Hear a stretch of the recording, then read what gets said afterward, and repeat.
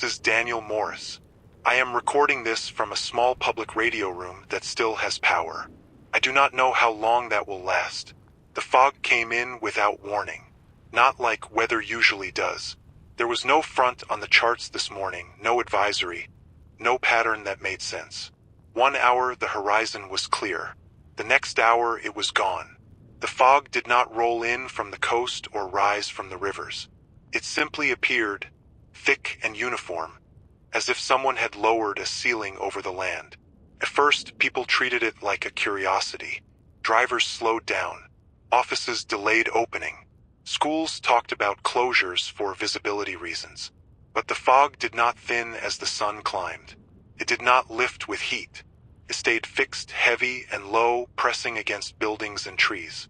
From where I am, I can see the tops of the hills outside the city.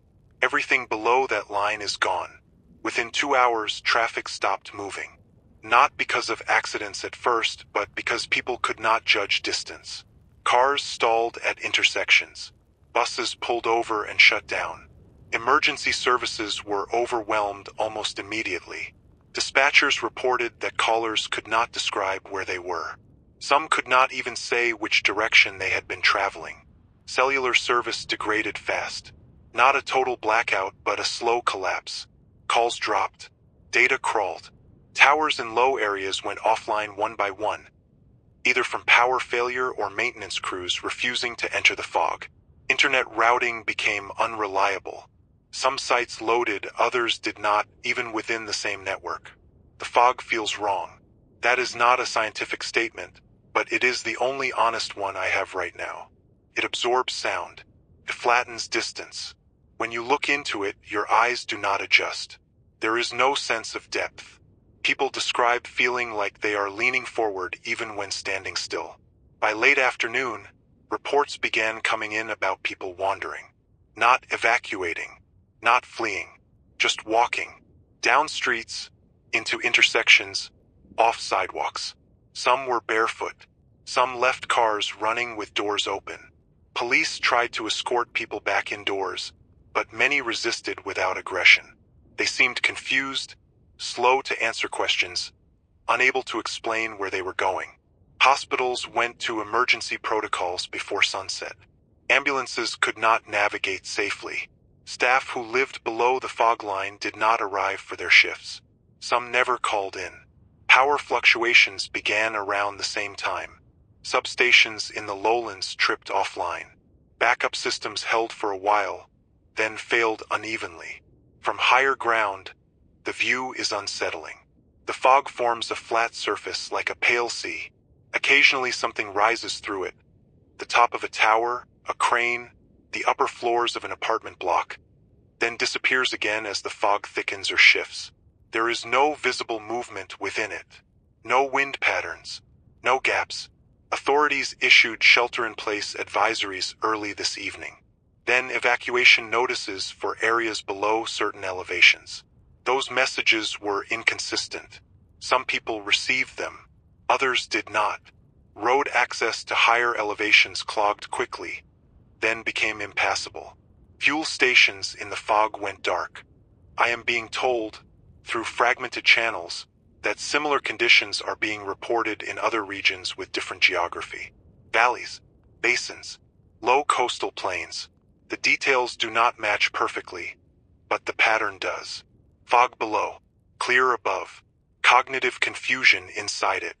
I am staying on the air as long as I can, not to calm anyone, not to reassure, just to document what is happening in order while order still exists. If you are hearing this from above the fog line, stay there. Do not go down unless you have no choice. If you are inside it, find elevation. Even a few hundred meters seems to matter. The first full night passed without any clearing. Morning did not bring change. It only made the fog easier to see as something permanent, not an event that was still forming. Sunrise happened above it. Below, nothing shifted. By the second day, the failures became physical. Intersections turned into dead zones. Without visibility, drivers abandoned vehicles wherever they lost confidence. Cars blocked lanes at random angles. Delivery trucks jackknifed at low speeds. Emergency vehicles stopped responding to ground calls entirely and were redirected to elevated triage points, though many never arrived. Rail systems shut down by default safety logic. River traffic vanished. Airports in low-lying areas closed when instrument readings stopped agreeing with visual confirmation. Pilots reported the fog interfering with depth perception even on approach cameras. Flights were diverted inland or canceled outright. I am in the Pacific Northwest, in a foothill region east of the main urban basin. Elevation here is just high enough to stay clear. That difference is measured in hundreds of meters, not kilometers. It is the only reason this station still exists. Below the fog line, time began to fracture. That is the best way I can describe the reports. People inside it could not tell how long they had been walking. Some thought it had been minutes. Others said hours had passed when it had only been seconds. Wristwatches showed normal time progression, but people stopped trusting them. Traffic cameras that remained online showed movement without purpose. Pedestrians crossing the same intersection again and again. Vehicles inching forward until they touched another car, then stopping, engines running. No panic, no urgency, just stalled intent. Emergency call recordings, the few that made it through, shared a pattern. Callers lost their place mid-sentence. They forgot why they had called. They repeated the same location description using different words, as if testing which one might be correct. Some asked if it was morning yet, even when it was not. By the afternoon of the second day, the power grid failures synchronized. It was not a cascade from one failure point. It was multiple lowland substations tripping within minutes of each other. Load balancing could not compensate because demand signals stopped making sense. Systems shut down to protect themselves. Backup generators failed next. Fuel delivery could not reach them. Maintenance crews refused deployment after 2 technicians became disoriented and walked away from their truck, straight into the fog. They were found later, alive, sitting on the pavement, unable to explain how long they had been there. Communication followed power. Cell towers went dark. Fiber nodes overheated and shut down. Radio repeaters below the fog line lost alignment or power. The map of connectivity began to resemble elevation charts. People tried to leave late. That was a mistake.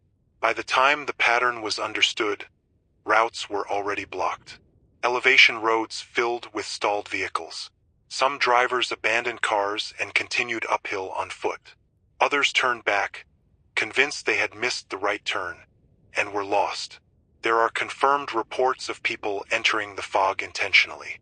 Not as rescues, as choices. Family members searching for relatives. Officials attempting assessments. Most did not return. A few did, hours later, confused and unable to explain what they had seen or why they had gone. Above the fog line, life contracted. Fuel was rationed by default. Grocery stores locked doors and counted inventory. Clinics merged staff. Everyone watched the same boundary, waiting for it to move. It has not moved. I am continuing to log these events in sequence because memory is already becoming unreliable, even here. Writing things down matters. Saying them out loud matters. By the third day, the idea of restoration stopped appearing in official language. Early statements talked about stabilization, investigation, temporary disruption. Those words disappeared quietly. What replaced them were phrases about endurance and adaptation. No one said permanent. No one said irreversible. But no one promised reversal either. The remaining power above the fog line became unstable, not from overload but from isolation. Grids were never designed to function as islands for long. With lowland generation offline, frequency control drifted. Operators compensated manually until fatigue set in. When they finally shut sections down, they did it cleanly on purpose to avoid damaging what remained. This station is running on a small hydro source upstream and a diesel backup that we are trying not to touch. We transmit in narrow windows now. Long enough to speak. Short enough to preserve equipment. Communication outside the region is unreliable. Long-range radio works sporadically. Satellite links degrade when signals pass through the fog layer at shallow angles. Data packets vanish without error. Voice breaks apart. The fog does not block transmission completely. It distorts it inconsistently, like a moving filter. Reports from other elevated areas confirm similar conditions. The fog behaves differently depending on terrain, but the rule holds. Below a certain altitude, cognition degrades. Above it, people remain functional, though not unaffected. Headaches are common. Short-term memory slips happen more often than usual. People repeat questions without noticing. Scientists who can still communicate are careful with their language. They describe the fog as an atmospheric inversion far beyond normal scale, trapping a dense mix of particulates and aerosols. Volcanic activity weeks earlier seeded the upper atmosphere. Industrial emissions added mass. Weather systems locked the layer in place. Electrostatic charge differences may be contributing to its persistence and behavior. That explains thickness. It does not explain the cognitive effects. One hypothesis involves ultrafine particles small enough to cross the blood-brain barrier. Another suggests oxygen displacement at microscales, creating intermittent hypoxia without triggering panic. There are discussions about electromagnetic interference affecting neural signaling. No one claims certainty. No one claims safety. Government presence diminished visibly after day 3. Not through collapse, but through withdrawal. Command centers relocated uphill. Mobile units stopped deploying downward. Orders shifted from rescue to containment. Roads were blocked not to keep people out, but to stop people from going in. Inside the fog, governance does not exist. Whatever remains of authority is local, momentary, and fragile. A police officer is just another person who cannot see 10 meters ahead and does not remember the plan. We are receiving short radio fragments from inside the fog now. Not conversations, just bursts. Someone reading street signs that may no longer exist. Someone asking if anyone knows where the sun went. Someone repeating a name again and again without context. We log them. We do not answer most of them. There is no guidance to give that helps. Telling someone to go uphill assumes they know which way that is. Above the fog line, people are beginning to understand that what is happening below is not a crisis to be managed, but a boundary to be respected. That realization is changing behavior. Doors are closing. Access is being restricted, not out of cruelty but fear. I am aware that continuing to speak like this may not change outcomes, but it preserves sequence. And sequence is something the fog seems to take from people first. More structured information is coming in now, not because systems improved, but because the people who still have access are coordinating carefully. Data is being compressed, summarized, and sent uphill in bursts. What survives is what fits through narrow channels. The fog layer has been mapped vertically using weather balloons launched from clear zones. Most do not make it back. Sensors fail or stop transmitting once they enter the layer. A few return partial profiles. The fog is not uniform. It has depth, sometimes hundreds of meters thick, sometimes more than a kilometer. The lower you go, the denser and more chemically complex it becomes. Air samples collected at the upper boundary show a high concentration of fine particulates bound to industrial pollutants and sulfates consistent with recent volcanic aerosols. These particles are smaller than what most filtration systems are designed to handle. They remain suspended indefinitely under inversion conditions. Normal vertical mixing is not occurring. The inversion itself is extreme but not unprecedented in principle. What is unprecedented is its scale and stability. High-pressure systems on either side of the region are locking the air in place. Temperature gradients are reversed. Cold air is trapped below, warm air above, sealing the fog like a lid. This explains the temperature drop being reported inside the fog. It also explains why the fog does not lift during daylight. Solar heating cannot penetrate it effectively, and convection is suppressed. The cognitive effects remain the most concerning aspect. Laboratory models suggest that prolonged exposure to low oxygen variability, combined with particulate neurotoxins, can impair short-term memory formation and spatial orientation. The effects would not be immediate or dramatic. They would be subtle, progressive, and difficult to self-diagnose. That matches what we are seeing. People inside the fog do not collapse. They do not seize. They drift. Decision-making slows. Purpose dissolves. The brain stops prioritizing future actions and becomes trapped in immediate sensory processing. Walking feels right. Stopping feels wrong. Searching feels unnecessary. This is not panic behavior. It is the opposite. Medical teams attempting controlled exposure tests aborted them after losing contact with volunteers within minutes. Those volunteers were later recovered, physically unharmed, but unable to recall why they entered the fog or what instructions they had been given. One asked if the test was about air quality from last year. Government briefings, when they still occurred, stopped promising remediation once this pattern was understood. Removing the fog would require breaking the inversion across continental scales or removing the particulate mass from the air. Neither is possible with existing infrastructure, especially with power and logistics already compromised. The language has shifted again. Now it is about zones. Clear zones, transition zones, lost zones. These are not official terms, but they are being used. The fog line itself is not perfectly stable. It rises and falls slowly with pressure changes, sometimes by tens of meters. That movement is enough to consume buildings, roads, and people who believe they were safe. Markers are being placed along elevation routes. Paint, flags, GPS coordinates. None of these are reliable for long. Batteries die. Memory fades. Weather erases signs. The idea that this would resolve in days is no longer present. Weeks are being discussed privately, months quietly. Permanence is avoided, but the planning reflects it. I am aware that listening to this may feel like receiving bad news in pieces. That is because that is what it is. There is no single moment where everything breaks. It fractures slowly in ways that only make sense after. The government response did not end. It narrowed. In the first days, there were briefings at regular intervals. Agencies spoke together. Responsibility was shared. By the end of the first week, that structure dissolved.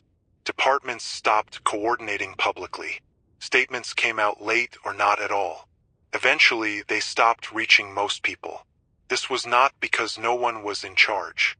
It was because the chain of authority could not survive the terrain. Command requires movement, verification, and communication. All three failed below the fog line. Above it, there were fewer people, fewer resources, and too much ground already lost. Evacuation plans existed on paper. They assumed visibility, fuel availability, and functional drivers. None of those conditions held. Helicopter evacuations were attempted early. Several succeeded. Then pilots began reporting vertigo and instrument disagreement while hovering over the fog. 2 aircraft were lost after descending too far while trying to locate signals that kept shifting. Flights stopped after that. Military units were deployed to elevated choke points, not to push into the fog, but to prevent uncontrolled movement out of it. This decision was never announced plainly, but it became obvious. Barricades were set on uphill roads. Vehicles approaching from below were turned back if drivers could not prove they were fully oriented. Some could not answer basic questions. Some could not remember where they were trying to go. Those people were not detained. They were redirected, given water, told to wait. Many wandered off anyway. Inside the fog, attempts at governance collapsed fast. Local officials lost staff. Offices went dark. Paper records were useless. Digital ones were inaccessible. Police radios failed or went unanswered. Authority requires continuity, and the fog stripped that away within days. There were attempts to establish aid corridors. These failed for logistical reasons, not hostility. Convoys lost cohesion. Drivers missed turns they had driven for years. Spotters on high ground could see vehicles looping through the same intersections until fuel ran out. Public messaging shifted to prevention. Do not enter the fog. Do not descend below marked elevations. Do not attempt retrieval. These messages were not addressed to those inside the fog. They were for everyone else. This created a moral fracture that has not healed. People above the fog line began to understand that survival depended on refusing help to those below. That realization did not come with anger. It came with quiet compliance. Gates were closed. Roads were blocked. Not out of cruelty, but because the alternative was to lose everything. Emergency laws were passed and then became irrelevant. Enforcement required presence. Presence required dissent. Dissent meant loss. I have seen internal memos stating plainly that areas below certain elevations are considered unrecoverable with current technology. That word is used. Unrecoverable. Not temporarily inaccessible. Not hazardous. Lost. The public version of those statements is softer. It speaks of reassessment, future options, long-term planning. But the operational decisions tell a different story. Above the fog line, small councils have formed. Not governments exactly. Coordinating groups. They manage fuel, water access, and security. They do not take responsibility for what lies below. They cannot. There is no moment where someone declares failure. It happens through silence, through unanswered calls, through maps that stop updating. The fog did not defeat authority by force. It made authority impossible. The effects on human cognition are no longer considered secondary. They are now understood as the primary danger. Early on, it was assumed that confusion was caused by stress, darkness, or fear. That assumption did not survive contact with evidence. The pattern is too consistent. People entering the fog lose short-term memory first, then spatial orientation, then the ability to sustain intent.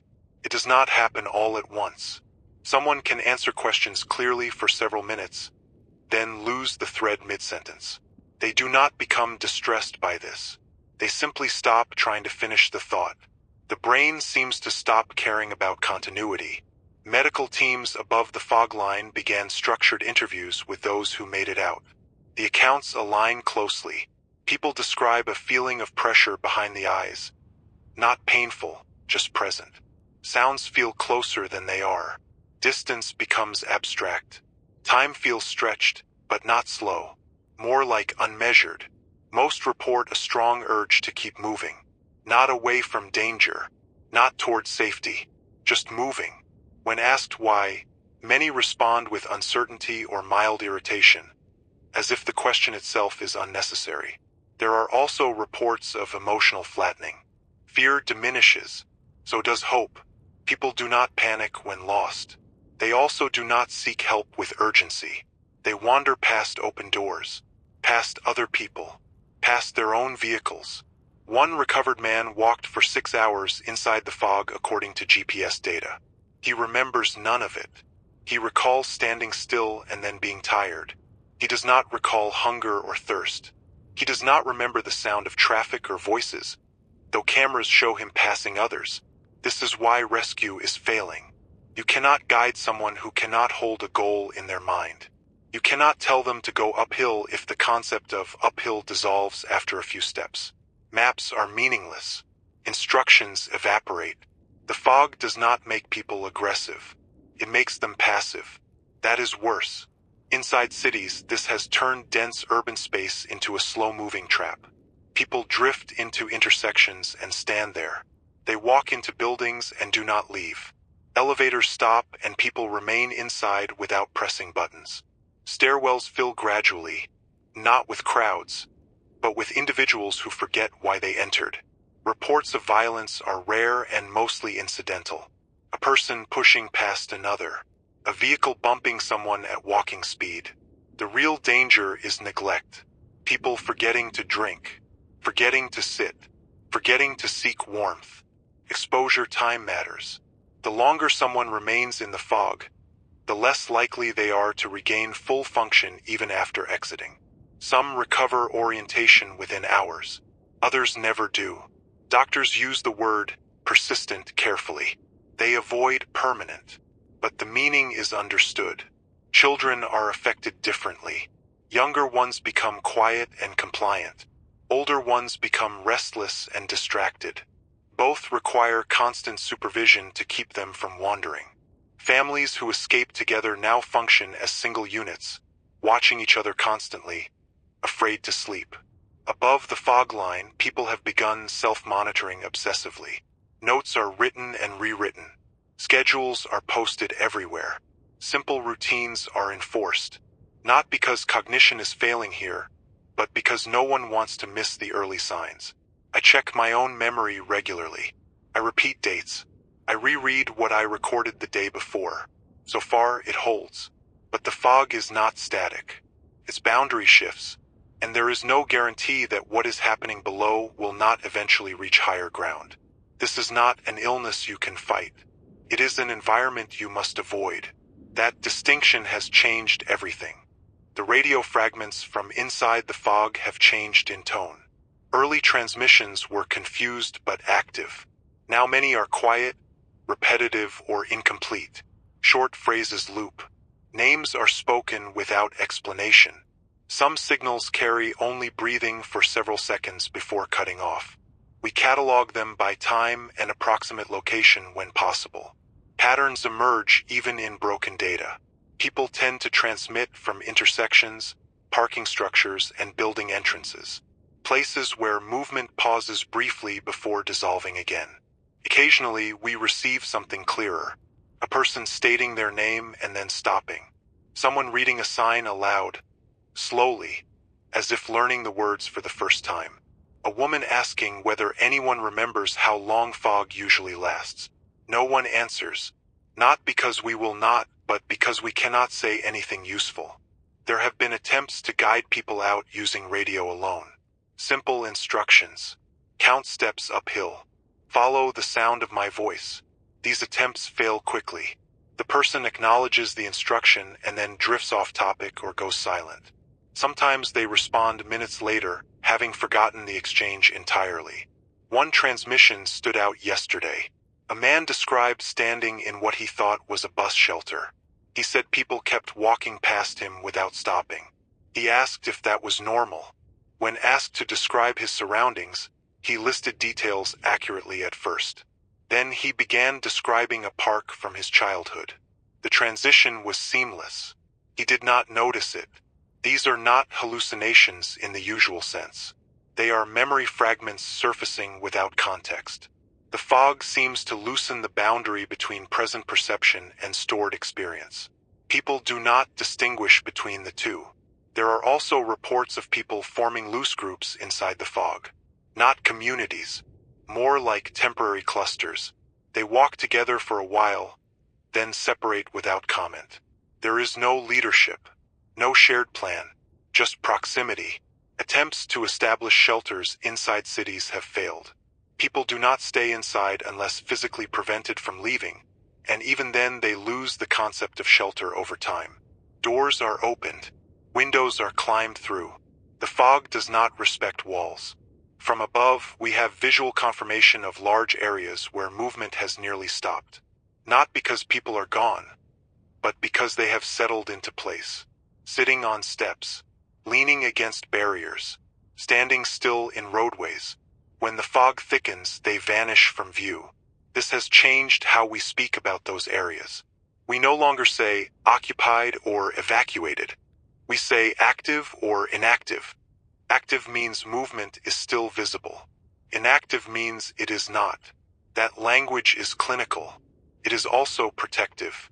Calling a place inactive makes it easier to stop thinking about who might still be there. I struggle with this part. Not emotionally in the dramatic sense, but cognitively. It is difficult to hold the scale of this while continuing to speak plainly. Cities do not empty with explosions or fire. They fade. They lose function before they lose people. Above the fog line, we hear fewer voices asking for rescue and more asking for confirmation. Am I still here? Can you hear me? Is anyone else still talking? That is why I continue transmitting even when there is nothing new to report. Silence has weight now. It feels like abandonment. If you are hearing this from inside the fog, and you can still understand words, try to reach elevation. If that instruction no longer makes sense, then listening itself is enough. It means some part of you is still anchored. The difference between survival and loss is elevation. That is not a metaphor. It is a measurement. Above the fog line, people can still think, plan, and remember. Below it, those abilities degrade predictably. This has forced a blunt reassessment of geography. Cities built in valleys are now liabilities. Dense infrastructure becomes a maze without meaning. Elevation, once a preference for views or weather, is now the defining resource. We have begun mapping habitability by contour lines instead of population density. A neighborhood at 800 meters functions. One at 600 does not. A hospital on a ridge remains operational. 1-2 kilometers away in a basin is unreachable. The difference can be a single road that climbs for 10 minutes. This has changed movement patterns completely. People do not travel for work or commerce anymore. They move only to gain height or to stay where height already exists. Vertical migration has replaced horizontal travel. In the first week, many assumed that buildings could substitute for elevation. They were wrong. High floors inside the fog do not help. The fog fills structures from the bottom up. Stairwells act like funnels. Elevators fail and trap people inside the layer. Rooftops disappear when the fog thickens. Elevation must be continuous, not enclosed. Mountain towns, hilltop facilities, and ridgeline roads have become refuges. They were not designed to support large populations. Supplies are limited. Water access is uneven. Sanitation is already a concern. But cognition remains intact, and that makes everything else possible. Communities are forming not by design, but by physics. People who reach the same elevation tend to stay together. They share information. They establish rules. Not laws, but agreements. Who watches the fog line? Who manages fuel? Who records names? There is an unspoken understanding that descending is a last act. Not heroic. Not selfless. Just final. Some people do descend. Usually for family. Sometimes for equipment. Rarely for information. Most do not return. A few do changed. They require constant supervision afterward. They are alive, but not fully present. That outcome reinforces the boundary more effectively than any warning. Temperature above the fog line is dropping slowly. Not from weather alone, but from reduced heat retention. Cities generate warmth. When they go dark, the region cools. Nights are colder now. Frost appears where it should not yet exist. This makes elevation both safer and harsher. We are seeing the beginnings of artificial winter in some areas. Snow where rain should be. Ice on roads that used to stay clear. This complicates access further. Some high routes are becoming impassable even from above. Still, people choose cold over fog. This logic has reshaped morality. Rescue is no longer the highest good. Preservation is. That is not something anyone announced. It emerged from repeated failure. From watching competent teams disappear below the line and return diminished or not at all. I hear the same question asked in different ways now. How high is high enough? The answer is not fixed. The fog breathes. It rises and falls slowly. Safety margins shrink. Markers are being moved uphill. Camps are relocating. People sleep in shifts to watch the boundary. Not for motion, but for memory. If the fog rises while you sleep, you may wake inside it. We have begun recommending physical tethers in some communities. Ropes between structures. Lines from doors to central points. Not to prevent wandering from fear, but to counter forgetting. This is what survival looks like now. Measuring air. Measuring height. Measuring how long you can trust your own thoughts. I am aware that describing this in detail may sound cold. It is not meant to be. Precision is the only form of care that still functions. Communities above the fog line are no longer temporary. That realization settled in quietly, without announcement. People stopped talking about when they would leave and started talking about how they would stay. These communities form around whatever existed before. A ski lodge becomes a dormitory. A communications tower becomes a meeting point. A closed highway rest area becomes a supply depot. There is no central planning authority coordinating this. It happens because people who can still think seek others who can still think. Population density is low, but tension is high. Supplies were not stockpiled for this. Food arrives irregularly, if at all. What exists was meant to support tourism, maintenance crews, or seasonal work, not permanence. Rationing began informally and then hardened into rules. Calories are counted. Fuel is tracked down to the liter. Power is used only for lighting, water pumps, and transmission equipment. Anything that does not directly support survival is shut down. Record keeping has become a priority. Names, dates, health status, last known movements. Not because rescue is likely, but because memory is fragile. People write things down even when they are sure they will remember. They are not taking chances. The fog line is watched constantly. Not for movement below, but for rise. When it lifts, it does so slowly, like a tide. It does not announce itself. A building that was safe in the morning can be half submerged by night. This has forced repeated relocations. Camps move uphill by small increments. Equipment is dragged. Some structures are abandoned even though they are still functional. Staying too long in one place invites complacency, and complacency leads to sleep, and sleep near the fog is dangerous. There are conflicts, but they are not loud. Arguments over access routes, over who controls the last working generator, over whether to allow newcomers who arrive late and exhausted. These decisions are made by groups, not leaders, and the outcomes are uneven. Some communities refuse entry entirely. Others accept everyone and collapse under the strain. There is no correct model yet. People learn by watching which groups last. Medical care is minimal. Minor injuries matter now. Infections that would have been treated easily weeks ago are serious problems. Cognitive assessment is part of every intake. People are asked simple questions repeatedly over several hours. Orientation, recall, purpose. If someone cannot hold a conversation, they are watched constantly. Children adapt faster than adults in some ways. They accept boundaries. They accept routines. They accept that certain directions are forbidden. Adults struggle more. They remember how things were. That memory creates friction. Education, such as it is, focuses on terrain, weather, and self-monitoring. Children learn to recognize early signs of cognitive slip in themselves and others.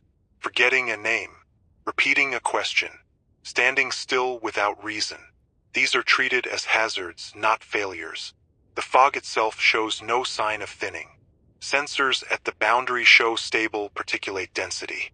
Atmospheric pressure systems remain locked. Forecast models extend weeks out with no meaningful change. The idea of waiting it out has largely vanished. What remains is adaptation. From this station, I can hear multiple other transmitters now, all above the fog line, all doing roughly the same thing. Logging conditions, sharing measurements, warning about boundary shifts. None of us coordinate formally.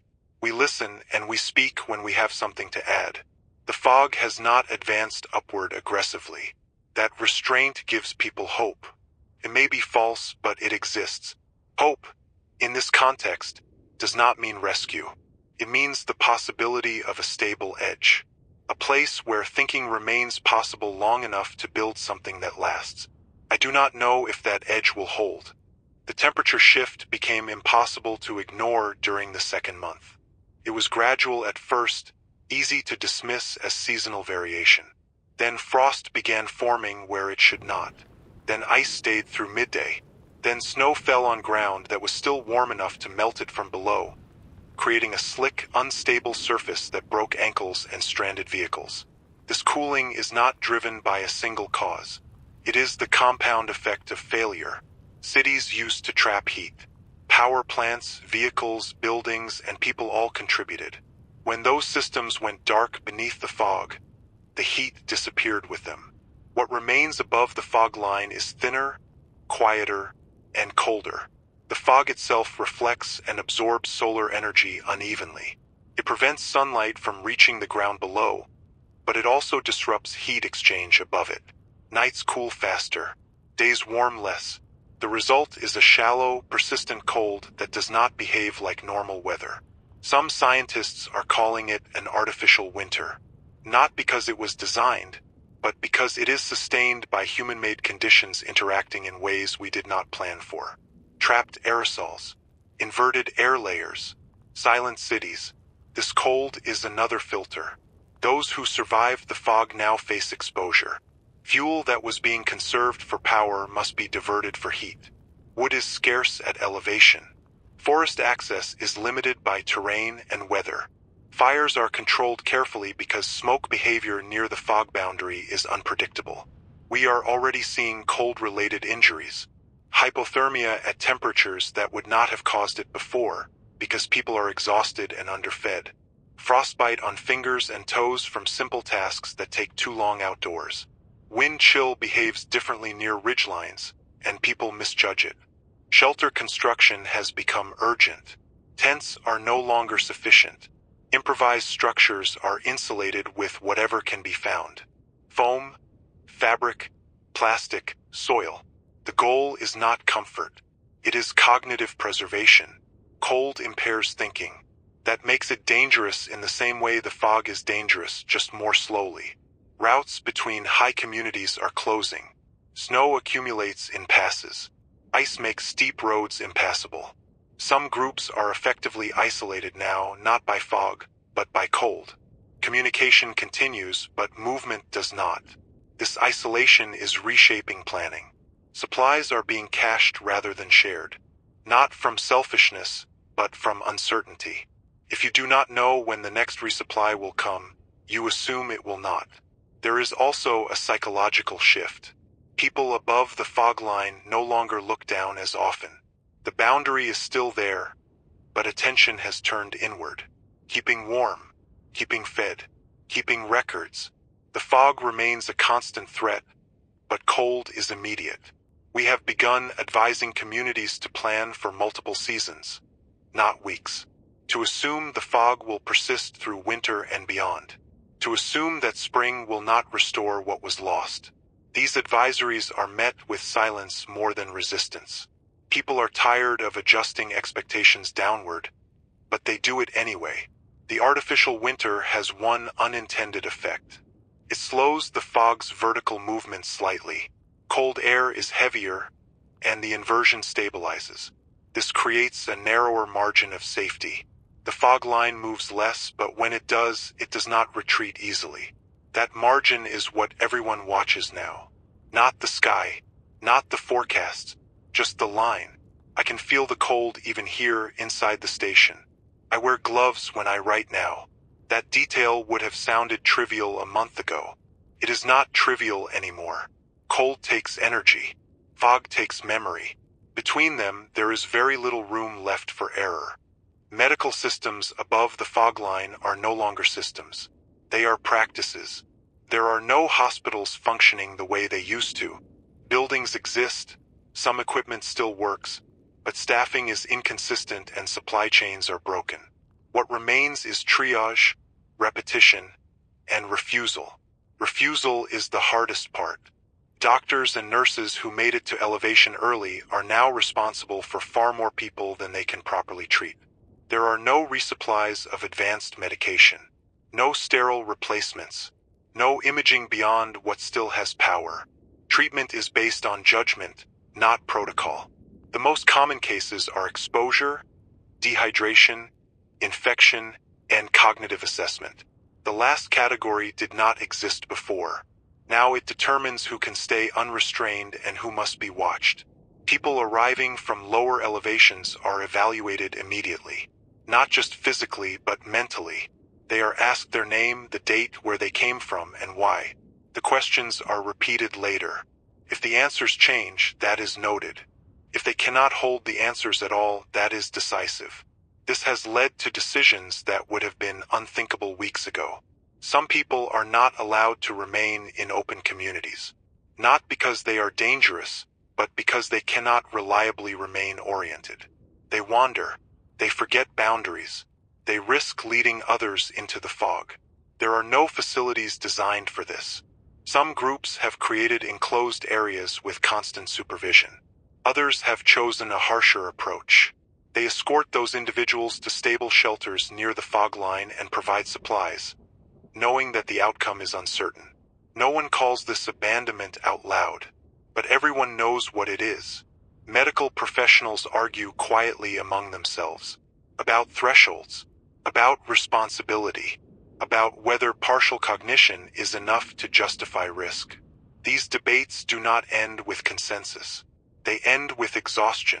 Children present a separate problem. When a child shows early cognitive degradation, the decline can be rapid. Supervision becomes constant. Parents stop sleeping. Communities try to help, but resources are limited. Some families choose to isolate themselves rather than burden others. That isolation often accelerates collapse. Infections that were once routine are now serious threats. A cut that becomes inflamed can turn fatal if antibiotics are unavailable. Cold weakens immune response. Stress compounds everything. There are deaths that would have been trivial to prevent before. Mental health is discussed less and felt more. There is grief without ceremony, fear without panic, a persistent background pressure that never lifts. People do not break down dramatically. They simply become quieter. There have been suicides. Not many, but enough to register. They are not impulsive. They are methodical. People who assess their own decline and decide to stop before they lose the ability to decide at all. Communities respond by increasing observation, but they cannot watch everyone. One doctor told me that the hardest part is not treating the sick. It is deciding when not to, when resources used on one person will cost 3 others later. That calculus used to be abstract. Now it is daily. We have begun advising communities to document medical decisions explicitly, not for accountability, for memory, so that people remember why choices were made when guilt arrives later. I feel the weight of this as I speak it. Describing these choices risks normalizing them. Not describing them risks pretending they do not exist. I choose the first because it is honest. Medicine used to be about restoring function. Now it is about preserving enough function to continue choosing. That is the narrow space we are operating in. Scarcity changes behavior before it produces violence. That is something we are seeing clearly now. At first, people share. Then they track. Then they protect. The transition is gradual enough that no one can point to the exact moment it happens. One day, a fuel cache is communal. The next day, it is locked, and access requires permission. No announcement is made. It just feels necessary. Conflicts do occur, but they are quiet and contained. Raised voices, accusations about missing supplies, disputes over who arrived first or who contributes more. Physical violence is rare, not because people are better, but because energy is precious and injury is expensive. The most common moral dilemma is admission. Who is allowed to join a community above the fog line, and who is turned away? Late arrivals are often exhausted, underfed, and disoriented. Some show early cognitive symptoms. Letting them in may destabilize the entire group. Turning them away may kill them. There is no universal rule. Some communities accept everyone until they collapse.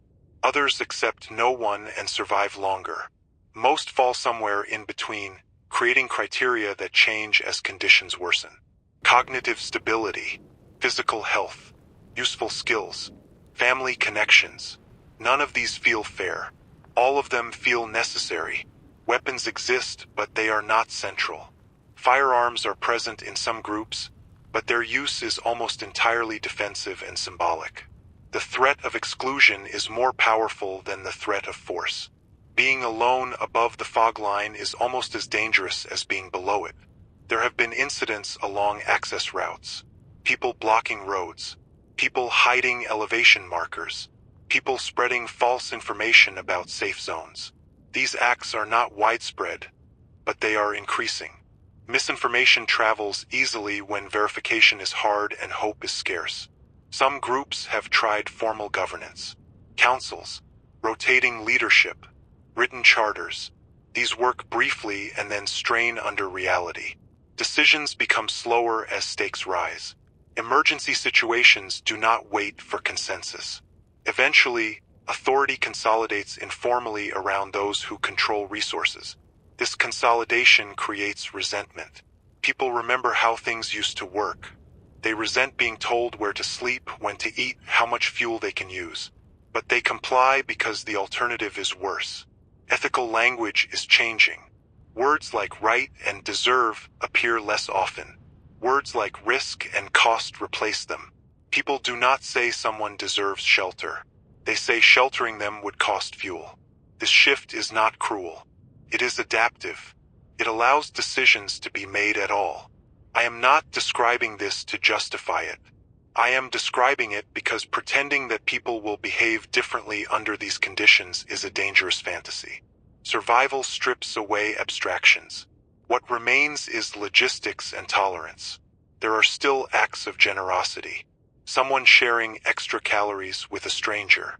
Someone volunteering for night watch in freezing wind. Someone descending a short distance into thinner fog to retrieve equipment for others. These acts matter. They keep communities from turning entirely inward. But they are becoming rarer, not because people are worse, but because the margin for error is shrinking. Every decision now has a long tail. Helping one person may cost two later. Refusing one may preserve 10. People feel this weight constantly. It shows in their posture, in how slowly they speak before answering questions. I feel it too, even here, speaking into a microphone. Choosing what to say and what not to say carries consequence. Information can save, can also draw people toward danger. So I try to be precise, not hopeful, not despairing, just accurate. Scarcity does not end civilization in a dramatic moment. It erodes trust, narrows choice, and forces people to live with decisions they will remember for the rest of their lives. If there is a lesson forming here, it is not about morality in the abstract. It is about limits, what humans can sustain, what they cannot.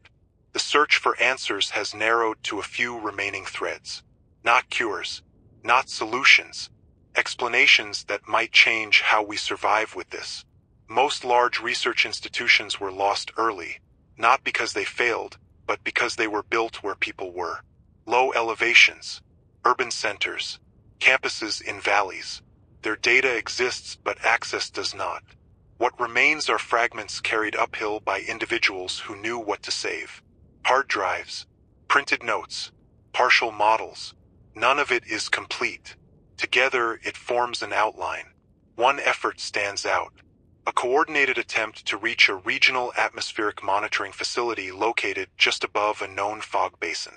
The facility was built decades ago to study inversion events and pollutant trapping. It sits near the boundary zone, not safely above it, but not fully submerged either. The hope is not that the facility holds a way to clear the fog. That hope has passed. The hope is that it holds long-term projections, stability estimates, boundary behavior under seasonal change, information that could tell us whether elevation communities are viable for years or only months. Reaching it is dangerous. The access road descends briefly into thinner fog before climbing again. That descent is enough to cause impairment if exposure is prolonged. The plan relies on speed, tethering, and rotation. No one stays in the low zone longer than minutes. A small convoy has been assembled. Not vehicles, but people. 6 individuals. All with strong baseline orientation. All trained to monitor each other continuously. They carry timers, radios, and physical lines to stay connected. If one person stops responding, they are pulled back immediately. I have been asked not to share their names. Not for secrecy, but to prevent them from becoming symbols. They are not heroes. They are specialists taking a calculated risk. The facility itself is believed to be intact. Power is likely offline, but mechanical systems may still function. Data is stored locally. Access requires manual entry. The hardest part will be leaving again. We have limited precedent for this kind of operation. Earlier descents failed because they assumed cognition would degrade slowly. We now know it can degrade abruptly. One moment of distraction can be enough. The convoy left at dawn. That timing matters. The fog is slightly thinner during temperature transitions. Not enough to make it safe, but enough to matter. We are monitoring their transmissions carefully. So far, they are clear. Speech is precise. Responses are immediate. They report the fog as dense but navigable for short distances. They do not describe emotional changes yet. That is a good sign. This search reflects a shift in strategy. We are no longer trying to undo what happened.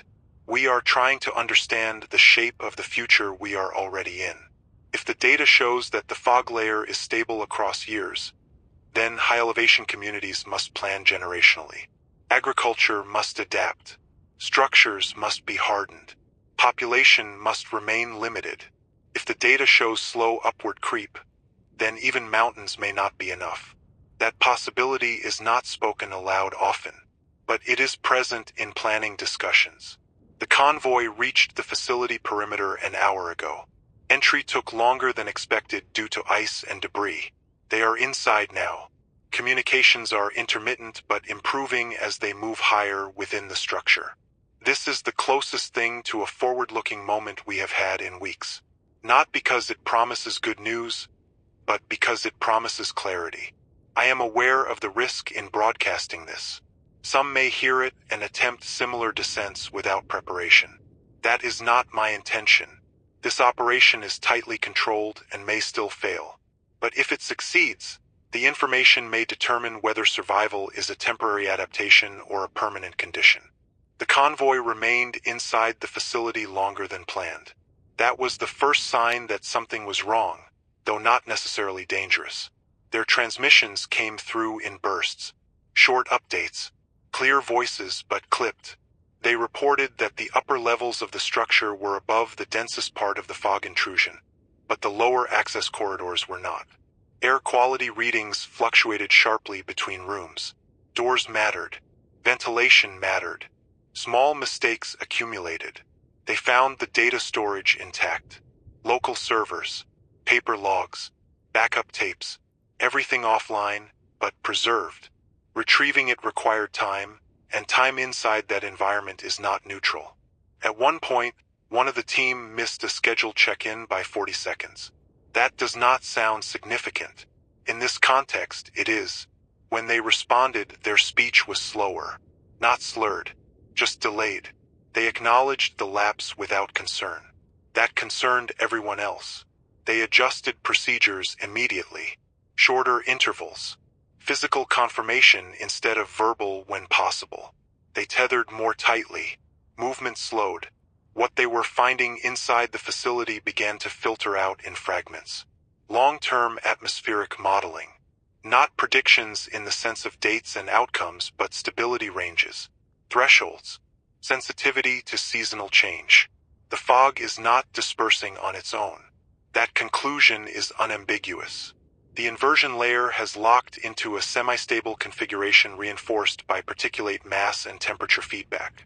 The models suggest that without a large-scale disruption, something equivalent to a major atmospheric circulation shift, the fog will persist.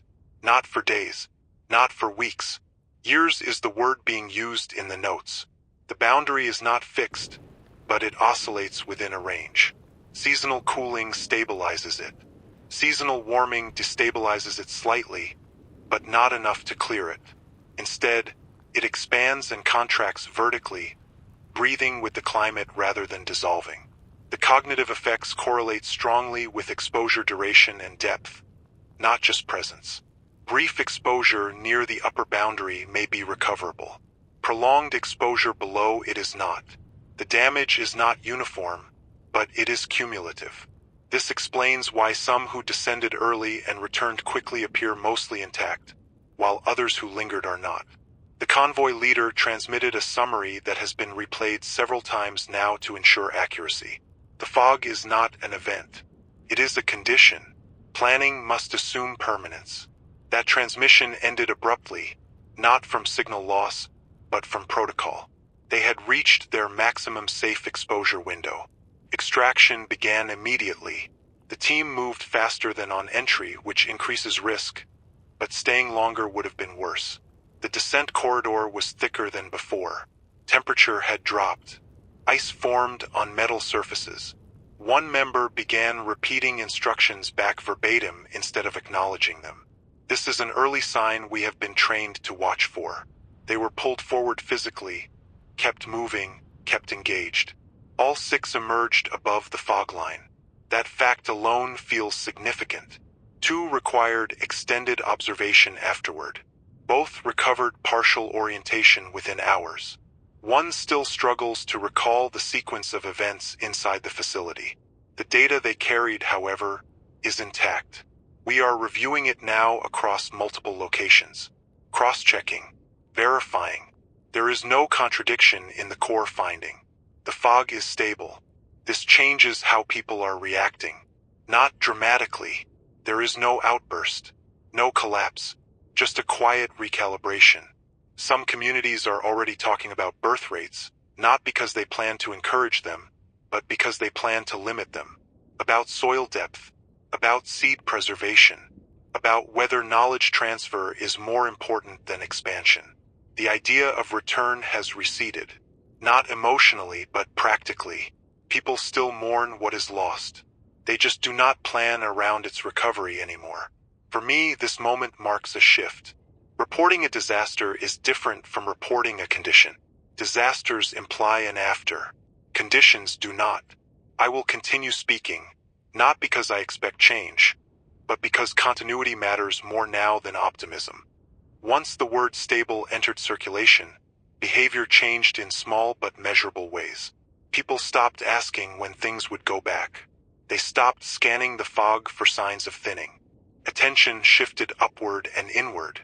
Roof lines, snow load, water access. How many people a place could support without collapse? The data from the facility removed uncertainty, but it did not remove fear. It replaced one kind of fear with another. Temporary disasters invite endurance. Permanent conditions demand restructuring. Long-term survival planning is no longer theoretical. It is happening in ledgers on whiteboards, in quiet meetings held after dusk when radios are off to save power. Communities are calculating carrying capacity. How many people per hectare? How many calories per month? How much cognitive labor can be sustained before fatigue erodes decision-making? Agriculture is the largest unknown. Most fertile land lies beneath the fog. What remains above it is rocky, thin, or forested.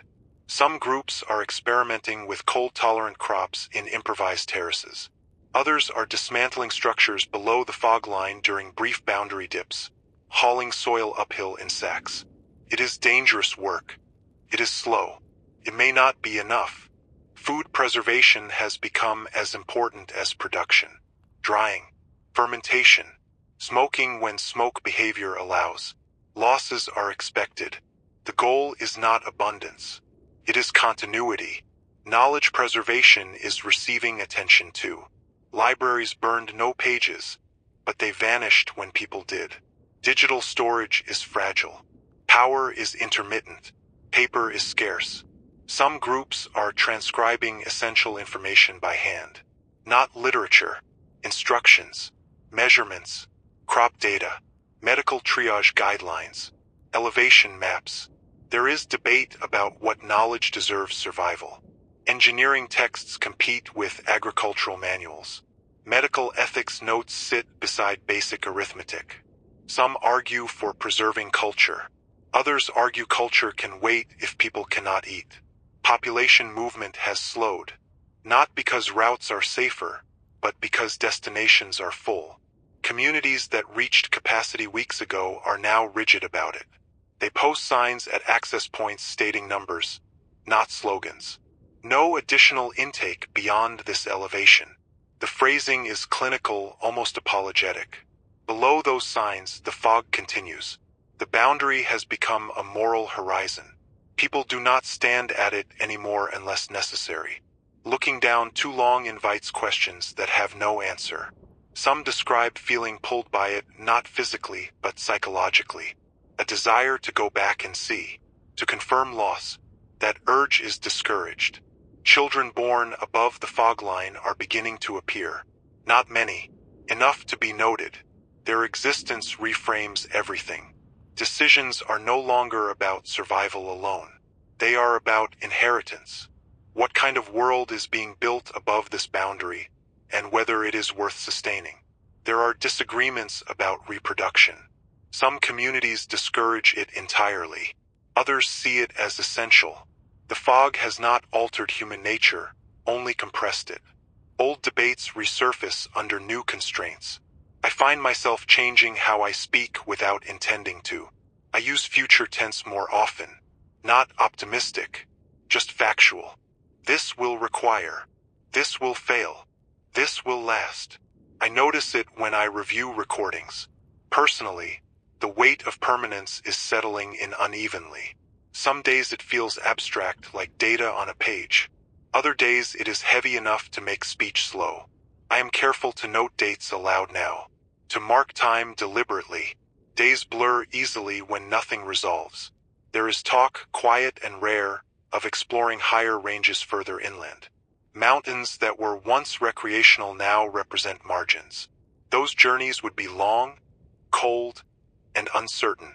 They may be attempted when conditions force it. Not yet. For now, people are choosing to stay where cognition holds and build something stable, however small. Stability has become the new definition of hope. The fog does not advance dramatically. It does not retreat. It remains. That consistency is its most unsettling feature.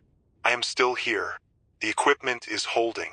The hydro feed is steady for now. I will keep recording as long as clarity remains. Long-term survival is no longer framed as an emergency response. It is being treated as a baseline condition. This changes priorities in ways that are subtle but far-reaching. Short-term efficiency matters less than durability. Tools are chosen not for speed, but for repairability. Systems are simplified. Redundancy is favored even when it costs more energy up front. Energy planning has shifted almost entirely to local sources. Small hydro, wind where terrain allows, limited solar where snow does not bury it. No one assumes outside fuel delivery anymore. Diesel reserves are counted in months, not emergencies. They are guarded carefully and used sparingly. Water access has proven more reliable than food, but not without challenges. Snowmelt is seasonal. Springs freeze. Pipes crack. Communities now map water sources the way cities once mapped power lines. Access routes are maintained constantly. Freezing a valve can cost lives. Communication between high-elevation communities continues, but it is thinner. Radios are scheduled. Transmissions are short. Everyone understands that bandwidth is a shared resource. There is an informal etiquette now. Speak only when you have something that matters. What matters most is boundary movement. Reports of the fog rising even a few meters are shared immediately. So are reports of unusual cold snaps or pressure changes. These small signals are watched obsessively, not because they promise change, but because they warn of danger. The fog itself remains unchanged in character. It does not develop new properties. It does not become more aggressive. That consistency is almost reassuring. The threat is stable, which makes it manageable, as long as people remain disciplined. Discipline is the fragile element. Fatigue is accumulating. Not dramatic exhaustion, but a slow erosion of attention. People forget to log measurements. They skip routine checks. They take small risks that feel justified. A short descent to retrieve equipment. A nap too close to the boundary. A decision made alone instead of discussed. Most accidents now are not caused by the fog directly, but by complacency near it. We have lost people this way. Someone steps just a little too far down a familiar slope and does not notice the air change. Someone lingers too long because the task is almost finished. The fog does not rush them. It waits. Recovery from these losses is quieter than before. There are no searches, no announcements. The absence is noted. Duties are redistributed.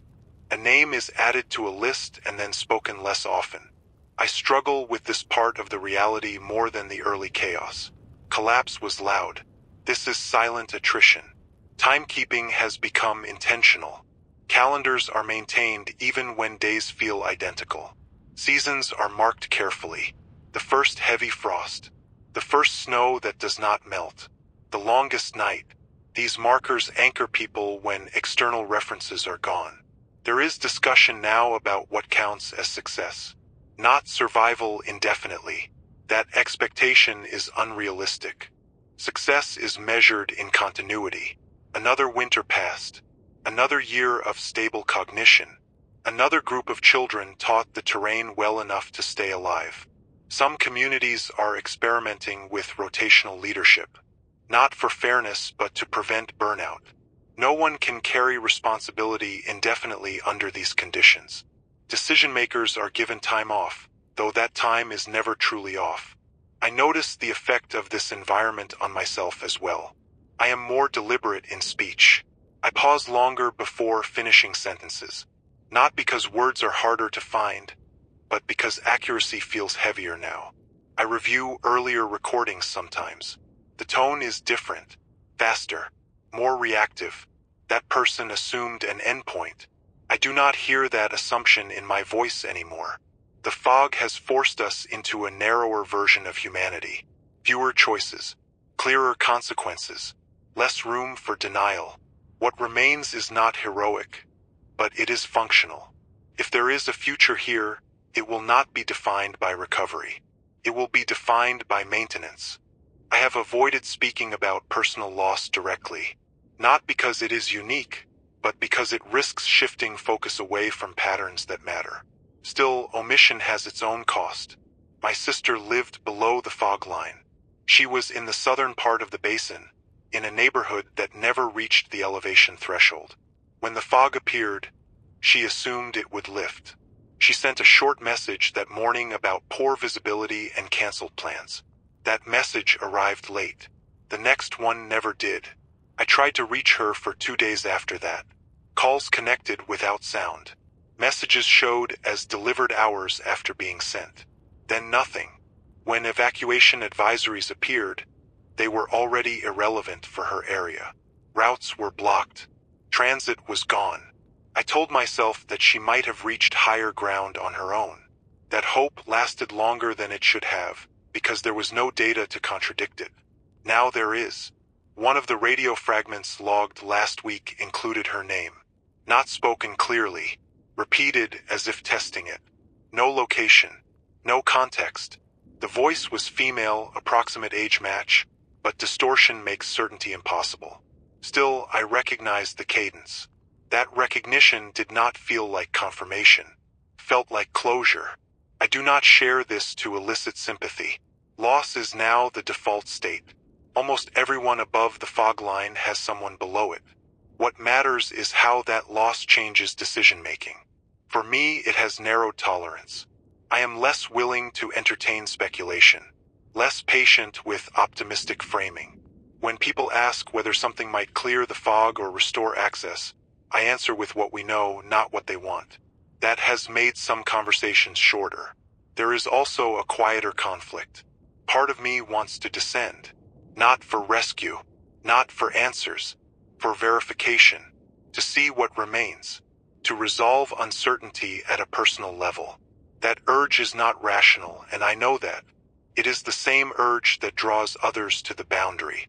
I manage it by structure, by schedule, by staying occupied with transmission windows, data review, and maintenance. Idleness amplifies the pull. I am aware that my position here is conditional. If the fog rises another 50 meters, this station becomes untenable. If the hydro intake freezes, power ends. If cognition slips, I will not be able to tell you when it happens. I have made arrangements for that possibility. There are written instructions posted near the equipment. Shutdown procedures. A final transmission protocol that does not rely on judgment. If certain indicators are met, the system will switch to a looped message advising listeners to avoid descent and maintain elevation. That message exists because I cannot assume I will know when to stop. This internal accounting is happening everywhere.